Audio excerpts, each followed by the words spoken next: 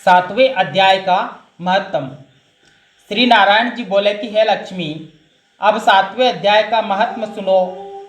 एक पटेल नामक नगर था। उसमें शंकुकर्ण नामक एक बनिया था। वह व्यापार करने को नगर के बाहर कहीं जाता था। रास्ते में शंकुकर्ण को सांप ने ढस लिया। वह मर गया। उसके साथी उसका दाह क्रिया करके आगे को चले गए। जब लौटकर घर आए तो उसके पुत्र ने पूछा कि मेरा पिता शंकुकर्ण कहाँ है। उन व्यापारियों ने कहा कि तेरे पिता को सर्प ने ढस लिया, वह मर गया है और यह पदार्थ तेरे पिता का है, तू ले ले। 1 करोड़ रुपया दिया और उसकी गति कराने को कहा, क्योंकि वह अवगति को मरा है।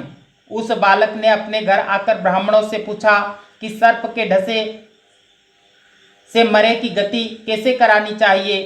तब पंडितों ने कहा कि नारायण बलि कराओ। लड़के ने उड़द के आटे का पुतला बनाया और चनिया चढ़ाया। जैसे पंडितों ने कहा वैसा किया।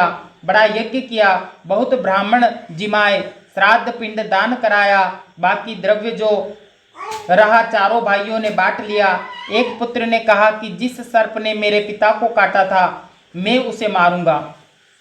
उन व्यापारियों से पूछा, वह उस जगह पर गया, वह जगह मुझे बतलाओ जहां मेरे पिता शंकुकर्ण को मरा है।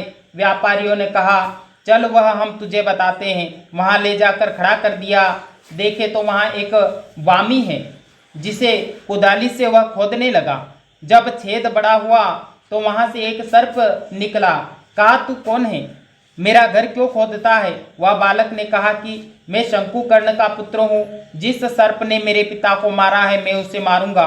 तब सर्प ने कहा कि हे पुत्र, मैं तेरा पिता हूँ, तू मुझे इस अधम देह से छुड़ा और मुझे मत मार। यह मेरा पूर्व कर्म था, सो मैंने भोगा है। तब पुत्र ने कहा कि हे पिता, कोई यत्न बताओ जिससे आपका उद्धार हो।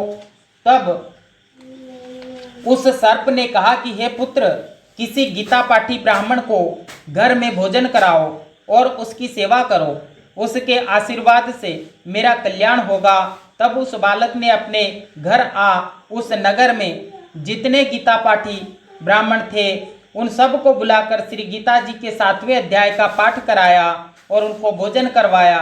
तब उन साधु ब्राह्मणों ने आशीर्वाद दिया। तत्काल शंकुकर्ण अधमगति देह से छूट गया और देव देह पाई विमान पर चढ़कर आकाश मार्ग को जाता हुआ अपने पुत्र को धन्य धन्य कहता वैकुंठ धाम को में जाकर प्राप्त हुआ। बोले श्री गोपाल कृष्ण भगवान की।